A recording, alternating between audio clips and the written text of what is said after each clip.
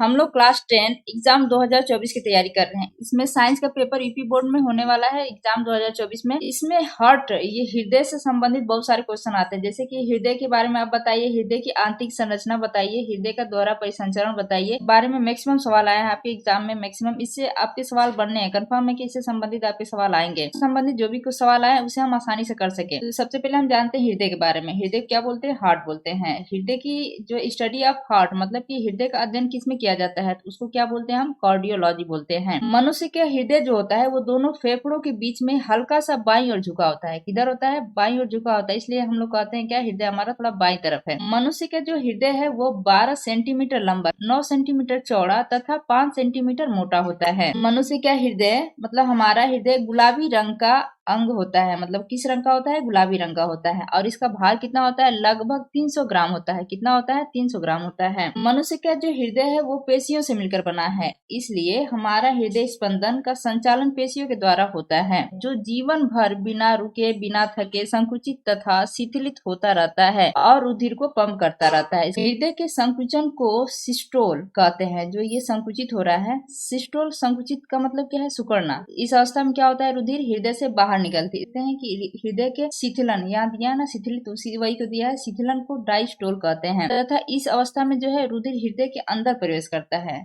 मनुष्य की हृदय के चारों ओर एक आवरण पाया जाता है जिसे हृदय आवरण बोलते हैं। क्या बोलते हैं? पेरिकार्डियम। हृदय के परतों के बीच में एक द्रव्य भरा होता है। जो हमारा हृदय है उसके परतों के बीच में एक द्रव्य भरा होता है जिसे हृदयावरणीय द्रव कहते हैं। इसका काम क्या है? यह द्रव हमारे हृदय को सदैव नम बनाए रखता है। क्या? नमी बनाए रखता है, इसे सूखने नहीं देता है, तथा वह बाहरी आघातों से सुरक्षा प्रदान करता है। ये जानकारी कुछ हार्ट के बारे में हो गई। अब हम क्या करते हैं, हार्ट की आंतरिक संरचना के बारे में जान लेते हैं कि आखिर हार्ट कैसा है और इसकी क्रियाविधि क्या है, ये कैसे काम करता है हमारा हार्ट। यहाँ पे लिखा है मैंने हृदय की आंतरिक संरचना एवं क्रियाविधि। पहले हम देख लेते हैं, ये हमारे हार्ट का फिगर है। आप देख रहे हैं ये हमारा हार्ट कुछ इस टाइप दिखता है, हल्का सा दिल की तरह हम लोग बनाते हैं जो इस टाइप दिखता है। इसके पास ये क्या है? तो महाशिराएं हैं। यहाँ शिराएं ये पूरे शरीर से नसों के द्वारा क्या हो रहा है, इसमें ब्लड आ रहा है। ये महाशिराएं है। तो ये ऊपर वाली जो है वो अग्र महाशिरा है, ये नीचे वाली जो है ये पश्च महाशिरा है। पश्च महाशिरा जो है ये सबसे बड़ी होती है। ये जो हमारा हार्ट है ये क्या है? 4 चैम्बर है इसमें बटे हुए। तो हमारा हार्ट में कितने चैम्बर होते हैं? हमारे हार्ट में 4 चैम्बर होते हैं। बोले तो 4 कोष्ठ या 4 कक्ष भी आप बोल सकते हैं। तो दोनों ऊपर क्या होते हैं? आलिंद होते हैं, नीचे क्या होते हैं? नीले होते हैं। आप तो देखिए इसमें 4 चैम्बर हो गए, दाया आलिंद की बाया आलिंद। ये क्या है? बाया आलिंद। ये क्या है? दाया आलिंद। अब आते हैं नीचे आते हैं,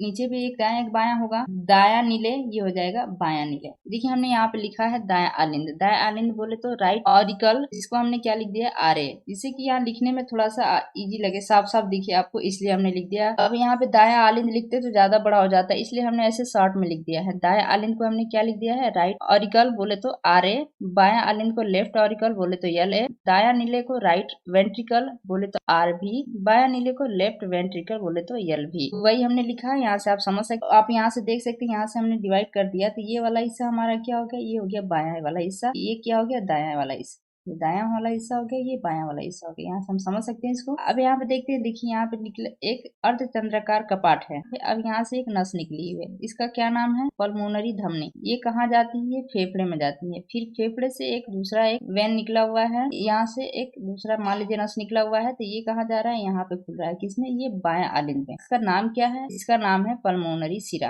अब देखिए यहाँ पे हमने बनाया त्रिवलनीय कपाट। ये क्या है? कपाट है। ये जब ये 4 चेम्बर बटा हुआ है, इस चेम्बर से इस चेम्बर में जाने के लिए इस पे क्या है? एक दरवाजा समझ लीजिए, एक दरवाजा, ये दरवाजा है। इसमें कितने हैं? त्रिवलनीय है, मतलब कि इसमें मान लीजिए कि 3 लेयर है, त्रिवलनीय कपाट है। उसी तरह इसमें से फिर इसमें आप जाएंगे तो इसके लिए 2 वलनीय, इसमें मतलब 2 वलनीय कपाट है। तो देखिए हमने यहाँ पे बना दिया, यहाँ पे देखिए 3 बना है यहाँ पे, और यहाँ पे देखिए हमने 2 ऐसे बना रखा है। तो यहाँ से आप समझ सकते हैं क्या है? ये त्रिवलनी कपाट है। यहाँ से आप समझ सकते हैं क्या है? ये 2 वलनी कपाट है। देखिए मैंने एरो बनाया है, इसका मतलब क्या है? ये ब्लड नीचे की तरफ बह रहा है। ये ब्लड जो है इसका बहाव कहाँ है? नीचे है। तीर का निशान नीचे है, इसलिए नीचे जा रहा है। अब हम समझते हैं इसमें होता क्या है। संपूर्ण शरीर से जो ब्लड है या रुधिर है वो कहाँ आता है? कहाँ आती है? महाशिरा में। कहाँ आती है? महाशिरा। ये अग्रशिरा हार्ट में एंट्री करती है। इस हार्ट में एंट्री करेगी तो इस हृदय में हमारी घुसेगी। तो हृदय में घुसती है तो ये सबसे पहले कहाँ आएगी? यहाँ पे आएगी। ये क्या है? हमारा दाया आलिंद है। दाया आलिंद है। तो सबसे पहले जो संपूर्ण शरीर में वो कौन सा रुधिर होता है? अशुद्ध रुधिर होता है। ये अशुद्ध रुधिर हमारे पूरे शरीर से आया, कहाँ सबसे पहले आएगा? सबसे पहले आएगा हमारा दाया आलिंद में। उसके बाद देखिए रुधिर हमने कहा ना, ये नीचे की तरफ हमने एरो बना है, तो क्या है, ये रुधिर नीचे जाएगा, ये रुधिर नीचे जाएगा। ये दरवाजा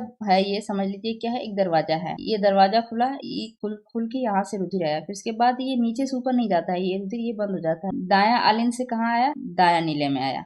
ये जो दरवाजा ये खुलता है तो फिर बंद भी होता है। जब खुलता है बंद होता है तो एक आवाज आती है, उसे हम क्या बोलते हैं, हृदय की ध्वनि बोलते हैं। हृदय की आवाज आती है, इसी को, इस ध्वनि को क्या बोला जाता है, लब और डब बोला जाता है। यही जो दरवाजे बंद होते हैं, त्रिवलनी कपाट और द्विवलनी कपाट का, इसका और इसका, इसी दरवाजे के जो खुलने और बंद होने की, उसे हम क्या बोलते हैं, लब डब बोलते हैं। वो क्या होती है, हृदय की आवाज होती है। अब हमारा रुधिर जो है ये दाया नीले में आ गया। अब दाया नीले से रुधिर क्या करता है, ये अर्धचंद्राकार कपाट है यहाँ पे, इस अर्धचंद्राकार कपाट से होते हुए ये इसमें प्रवेश करता है, पल्मोनरी धमनी। देखिए इसका नाम है पल्मोनरी धमनी, इसमें जाता है ये रुधिर। अब ये पल्मोनरी धमनी में जाता है, फिर पल्मोनरी धमनी से ये कहाँ जाता है, फेफड़े में जाता है। अब फेफड़े में गया, यहाँ तक अभी अशुद्ध रुधिर आ रहा है, यहाँ भी अशुद्ध है, ये भी अशुद्ध रुधिर आ रहा है। अब आ जाएगा फेफड़ा में, फेफड़े में जाएगा तो ये यहाँ से शुद्ध हो जाएगा। हमारा अशुद्ध रुधिर यहाँ पे क्या हो गया, शुद्ध हो गया। अब शुद्ध होके अब ये जा रहा है किसमें, इसका क्या नाम है, इसका नाम है पल्मोनरी शिरा। इसके द्वारा जा रहा है ये पल्मोनरी शिरा। ये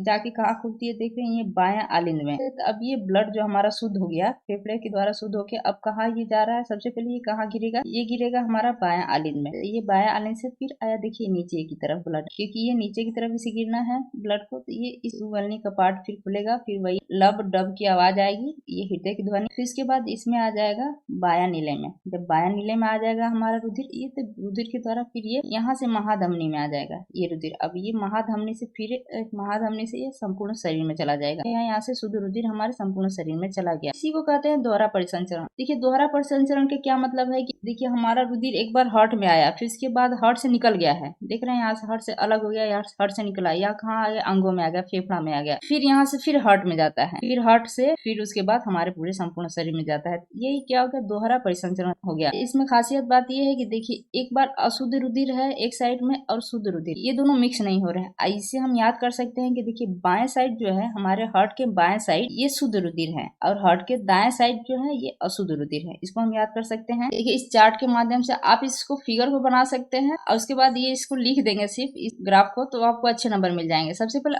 अशुद्ध रुधिर क्या मतलब क्या होता है, जिसमें कि कार्बन डाइऑक्साइड की मात्रा अधिक होती है, उसे हम क्या बोलते हैं, अशुद्ध रुधिर बोलते हैं। अशुद्ध रुधिर किसे कहते हैं, जिसमें ऑक्सीजन की मात्रा अधिक होती है, उसे हम शुद्ध रुधिर बोलते हैं। धमनी का काम क्या है, देख रहे हैं ये महाधमनी यहाँ पे है, ये हमारा धमनी है। धमनी का काम क्या है, ये हृदय है, हृदय से हमारे संपूर्ण शरीर को रुधिर ले जा रही है। तो ये हृदय से हमारे संपूर्ण शरीर को या अंगों को कह सकते हैं, अंगों को रुधिर ले जाती है, जिसमें क्या होता है, धमनी में शुद्ध रुधिर होता है। अब यहाँ पे आते हैं शिरा में। देखिए ऊपर महाशिरा है, ये शिरा है। शिरा में क्या है, संपूर्ण शरीर या अंगों से क्या है, रुधिर कहाँ जाती है, हृदय में जाती है। वो क्या होता है, अशुद्ध रुधिर होता है। एक पॉइंट याद करने की है, देखिए ये पल्मोनरी धमनी देख रहे हैं यहाँ पे ये गलत हो जाएगा, पल्मोनरी धमनी फुफ्फुस बोलते हैं, धमनी है। देखिए धमनी में तो शुद्ध है, लेकिन यहाँ पे क्या है, ये अशुद्ध है। अभी हमारा रुधिर जो है अशुद्ध है, ये फेफड़े में जाके शुद्ध होगा, तो यहाँ पे क्या है, ये अशुद्ध हो गया कि पल्मोनरी धमनी में क्या होता है, अशुद्ध रुधिर बहता है। अब वहाँ पे देखिए शिरा में क्या है, अशुद्ध होता है, लेकिन यहाँ पे देखिए पल्मोनरी शिरा में क्या होता है, शुद्ध रुधिर बह रहा है। चार्ट को कैसे हम बना सकते हैं आसानी से, तो देखते हैं हम यहाँ पे। हमारा रुधिर जो है ये संपूर्ण शरीर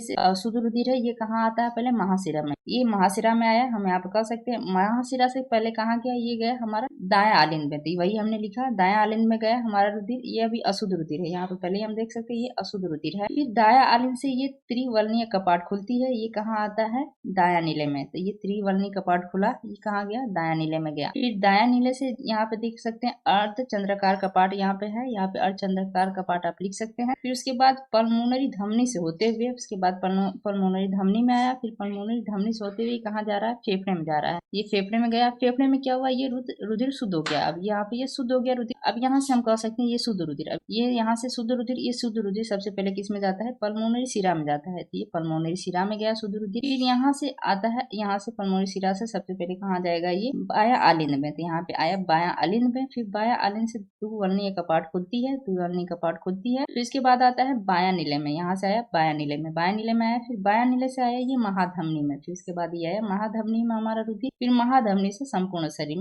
शरीर में चला गया हमारा रुधिर। तो ये जो ऊपर का प्रोसेस है, यहाँ से यहाँ तक का जो प्रोसेस है, ये इस प्रोसेस को बोलते हैं हम, तो बोलते हैं फुसफुसीय परिसंचरण बोलते हैं। और फिर ये नीचे का, ये यहाँ से यहाँ तक का प्रोसेस, मतलब ये शुद्ध रुधिर से संपूर्ण शरीर तक जाने का प्रोसेस जो है, इसको हम क्या बोलते हैं, दैहिक परिसंचरण। इसको बोलते हैं हम दैहिक परिसंचरण। Thank you for watching. Please like and subscribe my channel.